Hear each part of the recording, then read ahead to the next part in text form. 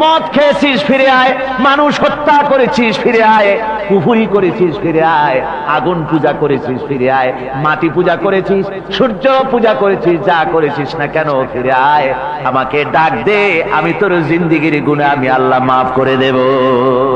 এই জন্য আল্লাহ রাব্বুল আলামিনকে যখন কোন বান্দা একবার ডাকে, দিল থেকে কলিজা থেকে একটা ডাক যদি দেয় আল্লাহ, হাজার ডাকের তুলনায় একটা ডাক আল্লাহ, কলিজা থেকে ডাক। এই ডাকটা কোথা থেকে? কলিজা থেকে। দিল সে जुबात निकलती है, असर रखती है पर नहीं मगर ताकते परवास रखती है। অন্তর থেকে যে কথা বেরোয় তা প্রভাব বিস্তার করে। কলিজা থেকে যদি কেউ ডাক দেয় আল্লাহ, কলিজার একটা ডাক আলাদা না? বলেন আলাদা কিনা? কলিজা থেকে ডাক বলেন না সবাই আল্লাহ। কলিজা থেকে একটা ডাক যদি কেউ ভাবে আল্লাহকে ডাক দেয় আল্লাহ, আল্লাহ রাব্বুল আলামিন বান্দা যখন একবার ডাক দেয় আল্লাহ তখন 70 বার লাব্বাইক বলেন, 70 বার সাড়া দিয়া বলে বান্দা কি চাও, আমি তোর কাছে হাজির, কি চাস বল আমাকে, আমি মাফ করে দেব। সুতরাং আল্লাহ রাব্বুল আলামিন বলছেন আমার কাছে ক্ষমা চাও, মাফ চাও, আমার কাছে মাফ চাও, যত মাফ চাইবে আমি মাফ করে দেব। পৃথিবীতে এমন কেউ নাই যার কাছে বেশি চাইলে তিনি খুশি হবেন। আল্লাহ রাব্বুল আলামিন এমন এক সত্তা যার কাছে যত বেশি চাওয়া যাবে তিনি তত বেশি খুশি হবেন। হর হামেশা দেনে কো वो तैयार है, जो न मांगे उससे वो बेजार है। যত বেশি চাওয়া যায় আল্লাহর কাছে আল্লাহ তত খুশি হন, আর যে ব্যক্তি চায় না আল্লাহর কাছে আল্লাহ তার উপরে বেজার হয়ে যান। ওয়ামান তাবা ওয়া আমিলা সালিহান فإنه يتوب إلى الله متابا। আর যারা তওবা করে, নেক আমল করে, তার আল্লাহর দিকে ফিরে আসে, যেমনটি তার আশা উচিত তেমন ভাবে সে আল্লাহর কাছে ফিরে আসে, তার মানে হলো তওবা মাফ, তওবা কবুল করার জন্য, গুনাহ মাফ করার জন্য পৃথিবীতে কেউ নাই। আছে কেউ? গুনাহ কি কেউ মাফ করতে পারে? দুনিয়ায় কেউ পারে? আকাশে কেউ পারে? আল্লাহ ছাড়া কেউ গুনাহ মাফ করতে পারে? যদি মানুষ তওবা করে, রব্বুল আলামিন বলেন সে এমন ভাবে তওবা করে আল্লাহর কাছে ফিরে এসেছে যেখানেই তার আসা উচিত, এই জায়গা ছাড়া আর তার কোনো যাওয়ার জায়গা নাই। সুতরাং সে জায়গা মতো এসেছে, অনুতপ্ত এবং অনুশোচনা করেছে। আল্লাহ পাক এ ধরনের অনুতপ্তকারী, অনুশোচনাকারীকে রব্বুল আলামিন ক্ষমা করে দিয়ে থাকেন। ওয়াল্লাযীনা লা ইয়াশহাদুনা আয-যুর ওয়া ইযা মাররু বিল-লাগবি মাররু কিরামা। আর যারা মিথ্যার সাক্ষ্য হয় না, রহমানের বান্দা তারা যারা মিথ্যার সাক্ষ্য হয় না, এটা হচ্ছে ষষ্ঠ বৈশিষ্ট্য। আর তারা কোনো অনর্থক, কোনো নিরর্থক কোনো কাজ যদি দেখে, ঘটনা দেখে, সেখান থেকে তারা শরীফ মানুষের মতো, একেবারে নিতান্ত ভদ্র মানুষের মতো সেখান থেকে কেটে দেয়। গান বাজনা হচ্ছে, নাটক হচ্ছে, অশ্লীলতা হচ্ছে, গালাগালি হচ্ছে, অনর্থক কোনো কাজ হচ্ছে, নিরর্থক কোনো অনুষ্ঠান কিছু একটা হচ্ছে, ওখান থেকে একটা ভদ্রলোকের মতো, যেমন কোন দুর্গন্ধময় জায়গা থেকে মানুষ যখন যায় নাকে রুমাল দিয়ে আস্তে করে সেখান থেকে পাশ কেটে চলে যায়, ঠিক কিনা? ঠিক ওইভাবে করে আল্লাহ পাক বলছেন আমার মুমিন বান্দারা এই ধরনের কোন অনর্থক, নিরর্থক যে কাজের মধ্যে কোনো পরকাল নাই, আল্লাহ নাই, দুনিয়ার মানুষের স্বার্থ নাই, দেশের স্বার্থ নাই, রাষ্ট্রের স্বার্থ নাই, জনগণের স্বার্থ নাই, এই ধরনের সমস্ত গাল গপ্প, নাটক, উপহাস, এই ধরনের মজা, এই ধরনের অনুষ্ঠান যখন দেখে আমার মুমিন বান্দারা সেখানে দাঁড়ায় না। ময়লার কাছ থেকে নাকে রুমাল দিয়ে মানুষ যেমন চলে যায়, এই লোকটিও তখন অত্যন্ত ভদ্রের মতো আস্তে করে পাশ কেটে বেরিয়ে যায়। والذين إذا ذكروا بآيات ربهم لم يخروا عليها صما وعميانا। আর আমার বান্দাদের 7 নম্বরের, রহমানের বান্দা, খাঁটি বান্দা যারা, তাদের 7 নম্বরের বৈশিষ্ট্য হচ্ছে এই যে ওই সমস্ত বান্দারা তাদের কাছে যখন আমার আয়াতকে শোনানো হয়, আমার কোরআন তেলাওয়াত করে আমার আয়াত পড়ে যখন নসিহত শোনানো হয়, তখন তারা বোবার মতো, বদিরের মতো বসে থাকে না। কথা বুঝতে পেরেছেন? রহমানের খাঁটি বান্দা যারা, তাদের কাছে কোরআনের কথা ওয়াজ করে যখন শোনানো হয়, আল্লাহর কালাম যখন শোনানো হয়, আয়াত পড়ে পড়ে যখন নসিহত শোনানো হয়, লাম ইয়াখিরু আলাইহা সুম্মা ওয়া উময়ানা, তখন ওই ব্যক্তি অন্ধ এবং বধিরের মতো চুপ করে বসে থাকে না, বরং আমল করা শুরু করে দেয়। জোরে বলেন সুবহানাল্লাহ। যখন সে জানলো যে এগুলি হলো আল্লাহর বিরোধী কাজ, এগুলি আল্লাহর কাজ, আল্লাহ রসুলের কাজ, তখন তা পালন করা শুরু করে দেয়। এই 5 দিন ধরে কোরআনের যে কথাগুলি হলো, এই কথাগুলি শোনার পর আপনারা কি বসে থাকবেন? বসে থাকবেন? যারা বসে থাকবে এইগুলি শোনার পরে আল্লাহ তাদেরকে বলেছেন এরা হলো অন্ধ, এরা হলো বধির, এরা হলো বোবা। আমরা আল্লাহর এই যে কথা, আমরা কি অন্ধ আর বধির আর বোবা হবো নাকি? আমরা হব না। আমরা অন্ধ নয়, বধির নয়, বোবা নই, বরং আল্লাহ যা বলেছেন, যা শুনলাম সামি'না ওয়া আতা'না, এই 5 দিন ধরে যা শুনলাম আল্লাহর কথা। কার কথা শুনলাম? আর সমস্ত কথা আমরা আমল করবো। জোরে কোন আমিন। আল্লাহ যেন কবুল করেন। জোরে কোন আমিন। আমল করা কি? বসে না থাকা কি? বসে না থাকা হচ্ছে যা শুনলাম, আল্লাহর যা ফরজ, যা হুকুম, তা মানবো। আল্লাহ যা নিষেধ করেছেন তার থেকে ফিরে থাকবো, এটাই হলো কাজ। এরপরে রব্বুল আলামিন বলেন, ওয়াল্লাযীনা ইয়াকুলুনা রাব্বানা হাব লানা মিন আজওয়াজিনা ওয়া যুররিয়্যাতিনা কুররাতা আয়ুনিন ওয়াজআলনা লিল মুত্তাকিনা ইমামা। রহমানের বান্দা 8ম নম্বর এবং শেষ নাম্বার হচ্ছে এটা বৈশিষ্ট্য এই যে তারা রহমানের যারা খাঁটি বান্দা, আল্লাহর যারা খাঁটি বান্দা, তারা রব্বুল আলামিনের কাছে মুনাজাত করে, আমার রব, হে আমার আল্লাহ, হাবলানা মিন আজওয়াজিনা ওয়া যুররিয়াতিনা, আমাদের এবং আমাদের স্ত্রীদের আর আমাদের সন্তানদেরকে তুমি দয়া করে আমাদের চক্ষুর শীতলতা বানায় দাও। জোরে বলেন আমিন। ওয়াজআলনা লিল মুত্তাকিনা ইমামা, আর আমার এই সন্তানদেরকে তুমি মুত্তাকিদের ইমাম বানায় দাও। শুধু মুত্তাকি বানায় না, মুত্তাকিদের নেতা বানায় দাও। জোরে কোন সুবহানাল্লাহ। এই সূরাটা এইটা তখনকার কথা যখন এই মুমিনদের মক্কি সূরা, তো এটা যখন মক্কা শরীফে দেখা গেল যে মুসলমানেরা, যিনি ইসলাম কবুল করেছেন তার বাপ কাফের, যিনি ইসলাম কবুল করেছেন কারো বাপ কাফের, কারো মা কাফের, কারো সন্তান কাফের, কারো মেয়ে কাফের, কারো জামাই কাফের, সব প্রিয়জনেরা কুফরি হালতে আছে। আর এগুলি দেখে তাদের চক্ষুর মধ্যে কাঁটা বিঁধতেছিল, চক্ষু জর্জরিত হয়ে যাচ্ছিল। নিজের সন্তানের চেহারা যত ভালো হোক, সন্তান যতই শিক্ষা দীক্ষা থেকে যতই উন্নত আর ভালো হোক না কেন, সে যদি জাহান্নামের দিকে অগ্রসর হতে থাকে, কোন নেককার ইমানদার পিতার মনে তার সান্ত্বনার কারণ হতে পারে না। সে তখন আল্লাহর দরবারে, আল্লাহ পাক বলেন ওই মুমিন বান্দারা আমার কাছে দোয়া করে যে রব্বুল আলামিন আমার সন্তানদেরকে, আমার স্ত্রীদেরকে আমার চোখের শীতলতা বানাও, তাদের আমল আখলা কেমন বানাও, যাতে আমাদের চক্ষু ঠান্ডা হয়ে যায়। জোরে বলেন আমিন। জোরে বলেন আমিন। সন্তানদের জন্য আল্লাহর কাছে দোয়া করতে হবে। আপনারা দেখেন, চোখের সামনে দেখতে পাচ্ছেন সন্তান সিনেমায় যাচ্ছে, সন্তান নামাজ পড়ে না, সন্তান রোজা রাখে না, সন্তান মানুষের তৈরি করা মতাদর্শের পেছনে স্লোগান দিচ্ছে, দৌড়াচ্ছে, আর আপনি পিতা হয়ে তাকে ঠেকাচ্ছেন না। ওই ছেলে তো জাহান্নামে যাচ্ছে, আপনার দরদ হওয়া উচিত, ওই ছেলেকে ফিরানো দরকার আর আল্লাহর কাছে দোয়া করা দরকার। আমার বন্ধুগণ, দোয়া আল্লাহ নিজেই শিখাই দিচ্ছেন, দোয়া করো।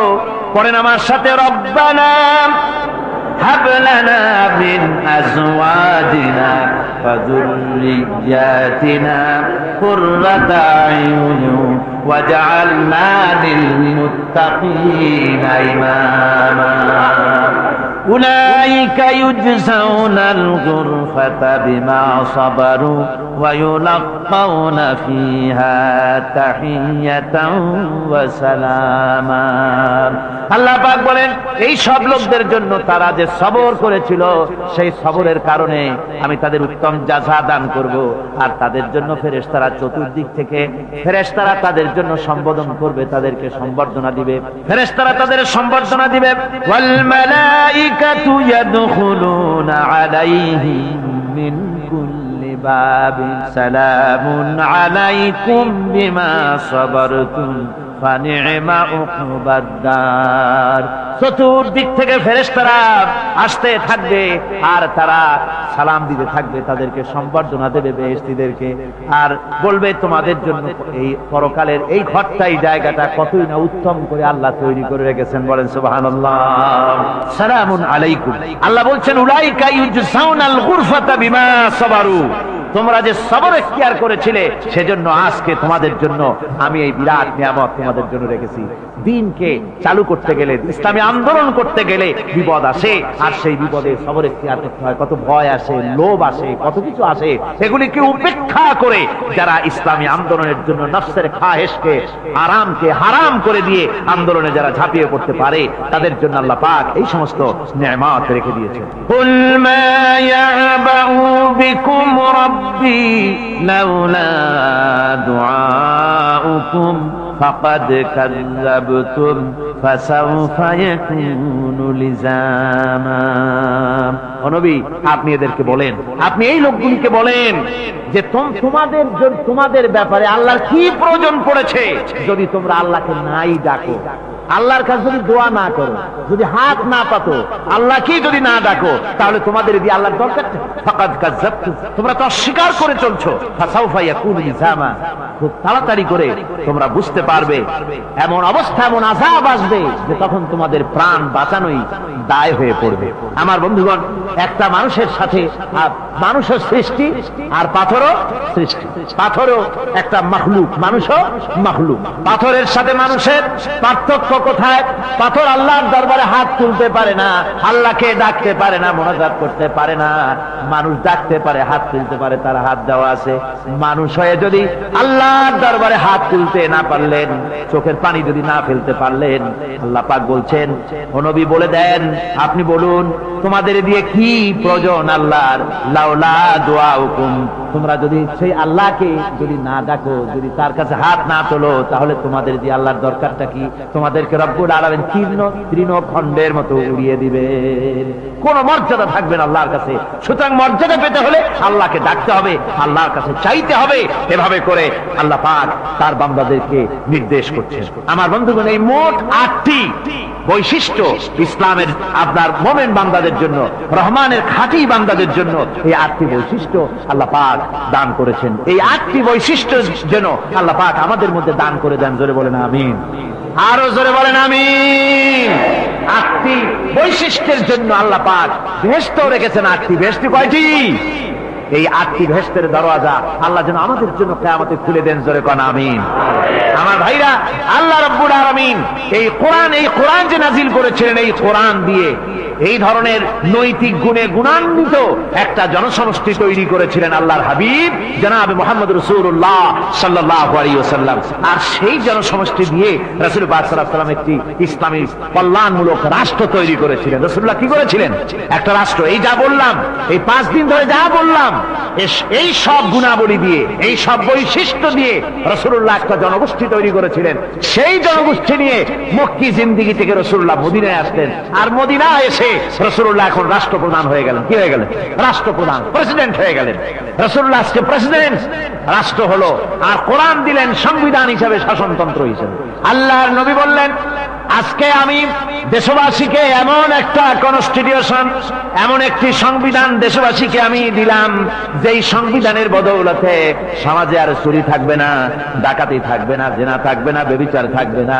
এর বদৌলতে মানুষ এখন দরজা খুলে ঘুমাতে পারবে, আর কোনো অশান্তি থাকবে না, চুরি হবে না, ডাকাতি হবে না, নারী ধর্ষণ হবে না, হত্যা হবে না, হারামের জমিন হয়ে যাবে, আর মানুষ শান্তিতে বসবাস করতে পারবে। হুজুর বললেন, খায়রুল কুরুনি কারনি, সর্বশ্রেষ্ঠ যুগ হচ্ছে আমার যুগ। আমার বন্ধুগণ, কোরআনের সমাজই ছিল পৃথিবীর সর্বশ্রেষ্ঠ সমাজ। সেই সমাজ ব্যবস্থাকে আমরা ভুলে গিয়েছি। আজকে সমাজতন্ত্র ব্যর্থ হলো কেন? কমিউনিজম ব্যর্থ হলো কেন? ব্যর্থ হওয়ার একমাত্র কারণ হলো তারা মানুষকে খেতে দিতে পারে নাই, পড়তে দিতে পারে নাই। পুঁজিবাদও ব্যর্থ, সমাজতন্ত্র ব্যর্থ। আসলে ওরা বলেছে আমরা সবাইকে সমান করে দেব, খাইতে দেব, পড়তে দেব, কাপড় দেব, চোপড় দেব, ওষুধ দেব, তোমাদের মৌলিক অধিকার, মৌলিক প্রয়োজন মিটাবো, এগুলি সব তারা বলেছে। কিন্তু মৌলিক প্রয়োজন মিটাতে পারে নাই। 70 বছর যেতে পারল না, বিদায় হয়ে গিয়েছে।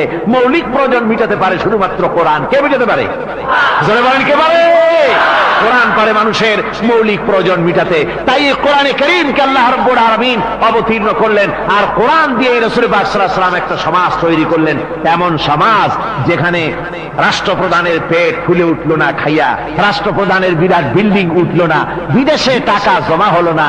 আজকে আমরা দেখি পৃথিবীতে কত জায়গায় রাষ্ট্রপ্রধান নিজের ছেলেবেলে নাই, হাওলাত করা ছেলে একটা, তাও যদি এত টাকা পয়সা বিদেশে জমা করে, তাহলে মানুষেরা মন্তব্য করে যদি নিজের ছেলে থাকতো তাহলে তো গোটা বাংলাদেশ বিদেশি ব্যাংকে জমা দিয়ে দিত। ইসলাম পৃথিবীতে এসেছে মানুষকে এমন এক শান্তির বিধান দিতে। রাষ্ট্রপ্রধান মুহাম্মদ রাসূলুল্লাহ সাল্লাল্লাহু আলাইহি ওয়াসাল্লাম মানুষ খাবার পেয়েছে, দরজা খুলে ঘুমাবার সুযোগ পেয়েছে। আজ হযরত আবু হুরায়রা রাদিয়াল্লাহু তাআলা আনহু বলেন, আমি রাসূলুল্লাহর কাছে গেলাম, হুজুরকে গিয়ে সালাম করলাম, আল্লাহর নবী সালামের জবাব দিলেন, কিন্তু দেখতে পেলাম মুখ নড়ে, আওয়াজ বেরোলো না। কারণ কি? কাছে গিয়ে দেখি নবীজি ক্ষুধার যন্ত্রণায় কথা বলতেছেন, আওয়াজ বেরোতেছে না। এত ক্ষুধা লেগেছে আল্লাহর নবীর। 2-4 দিন চলে গেছে, খাবার নাই। রাসূলুল্লাহ সমস্ত গনিমতের মাল, যাকাত সদকার মালগুলি, খাদ্য দ্রব্যগুলি দুহাতে বিতরণ করেছেন, নিজের পেটে খাবার নাই, মানুষকে দিতেছেন। দিতে দিতে এশার নামাজ পড়ে নবীজি ঘরের মধ্যে প্রবেশ করে হযরত আয়েশা সিদ্দিকা রাদিয়াল্লাহু তাআলা আনহাকে ডেকে বলেন, আয়েশা রে, সারাদিন কষ্ট করেছি, দারুণ ক্ষুধা লেগেছে, তাড়াতাড়ি করে কিছু খাবার আমারে এনে দাও। হযরত আয়েশা হুজুরের ক্ষুধার্ত শ্রান্ত ক্লান্ত চেহারার দিকে তাকাইয়া হযরত আয়েশা কেঁদে ফেলেছেন। হযরত মা আয়েশা কাঁদেন আর বলেন, ইয়া রাসূলুল্লাহ, হে আল্লাহর নামের কসম করে বলি, আমি আয়েশার ঘরে কোনো পানি ছাড়া কোনো খাবার নাই। এই ছিল রাসূলের আদর্শ। হাদিস শরীফে এসেছে, আল্লাহর নবী বলেন, তোমরা যদি রাষ্ট্রীয় ক্ষমতায় যাও, বাড়ি না থাকলে সরকারি খরচে একটা বাড়ি নিতে পারো। তোমার যদি যানবাহন না থাকে, সরকারি খরচের যানবাহন নিতে পারো। ছেলে মেয়ের কাপড় চোপড়, লেখাপড়া, শিক্ষা, চিকিৎসার জন্য যদি না থাকে, তাহলে তুমি সরকার থেকে নিতে পারো। কিন্তু এর থেকে এক চুল পরিমাণ যদি পাও বাড়াও, সরকারের মাল জনগণের মাল, সব তারা শেষ করে ফেলেছে। কোরআন এক্ষেত্রে ব্যতিক্রম। এ কোরআন একমাত্র কিতাব যা আজ পর্যন্ত অকৃত্রিম এবং অবিকৃত অবস্থায় বিশ্ব মানব সভ্যতার সামনে বিজয় গৌরব নিয়ে দেদীপ্যমান হয়ে আছে দ্বীপ্রহরের সূর্যের মতো, যার ভিতরে কোনো ভুল নাই, যার ভেতরে কোনো ত্রুটি নেই। কোরআনে কারীম তার আরেকটি বৈশিষ্ট্য হচ্ছে, কোরআন একমাত্র গ্রন্থ যার ভাষা এবং সাহিত্য 1400 বছর ধরে এর ভিতরে কোনো কৃত্রিমতা ঘটেনি। আরবি ভাষা এবং সাহিত্যের সর্বোৎকৃষ্ট নমুনা হিসাবে কোরআন শরীফ টিকে আছে। পৃথিবীর কত ভাষা শেষ হয়ে গিয়েছে, কত ভাষা জন্মগ্রহণ করেছে আর মরে গেছে তার ঠিক নাই। ভাষার উন্নতি যত হচ্ছে, কোরআনে কারীম সমস্ত ভাষা এবং সাহিত্যের মানকে উতরে গিয়ে এমন এক জায়গায় কোরআনের ভাষা সাহিত্য পৌঁছে গেছে, যাকে স্পর্শ করা পৃথিবীর কোনো ভাষার পক্ষে সম্ভব নয়। কোরআন এক জীবিত ভাষা, জীবন্ত ভাষা। কোরআন আরবি ভাষা।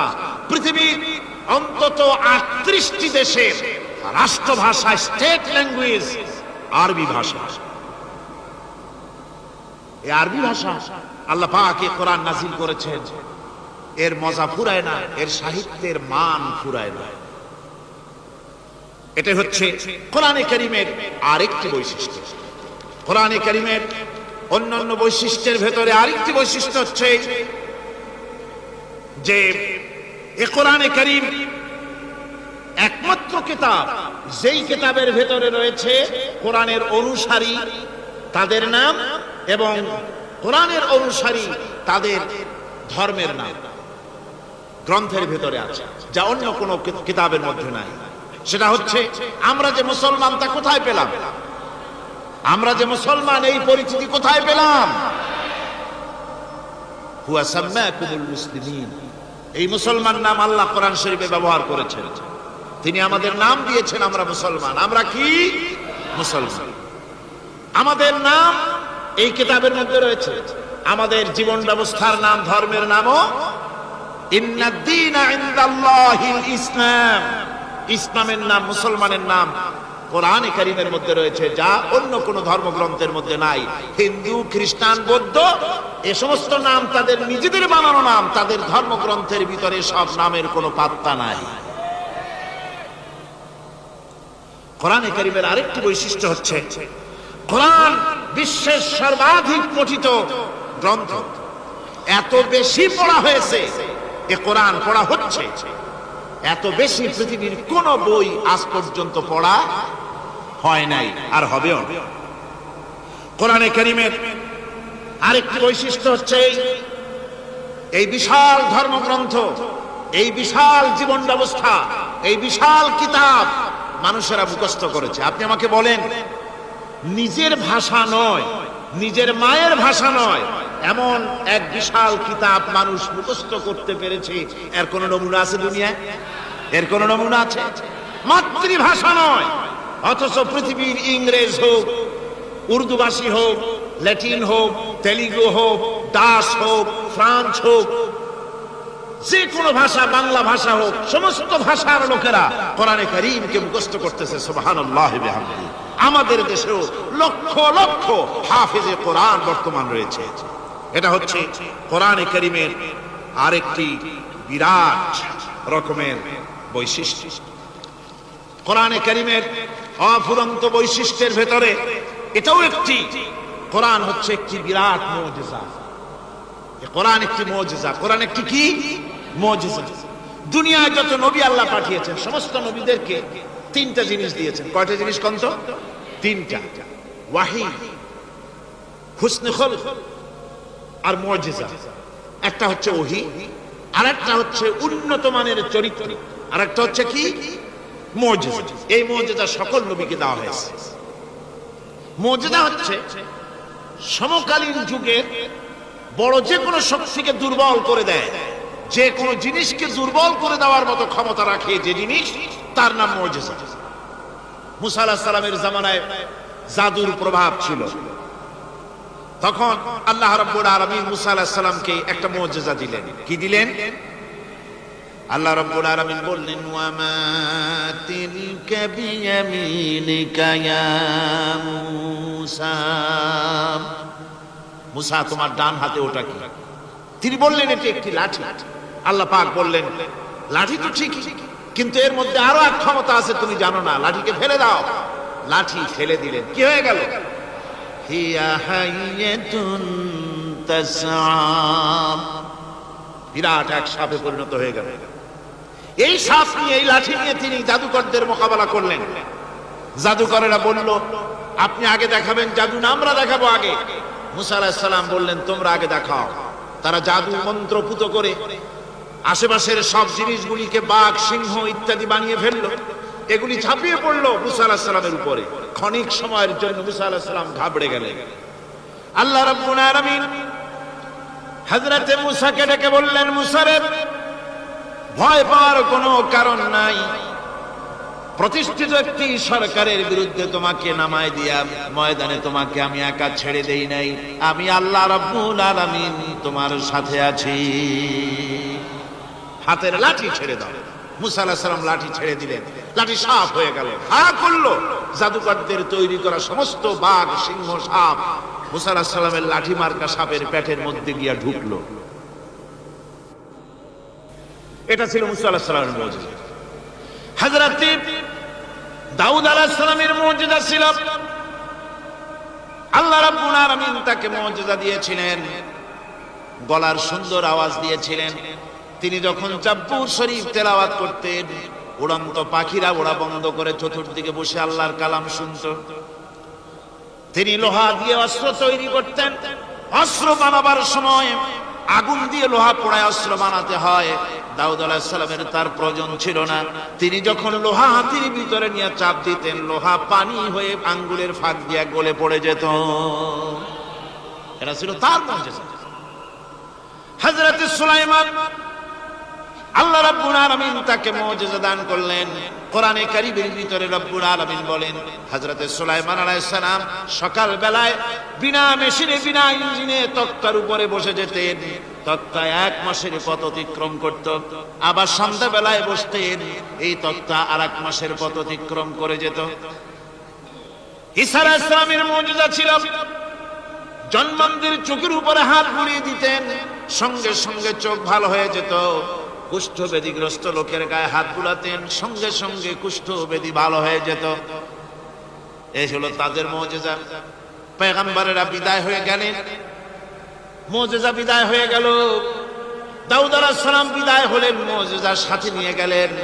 তার উম্মতেরা ওই লোহাগুলি আর কেউ গলাতে পারে নাই, আজও কেউ গলাতে পারে না, হাত দিয়া চেপে ধরে। সুলাইমান আলাইহিস সালাম দুনিয়া থেকে বিদায় হয়ে গেছেন, মুজিজা নিয়ে কবরে চলে গেছেন।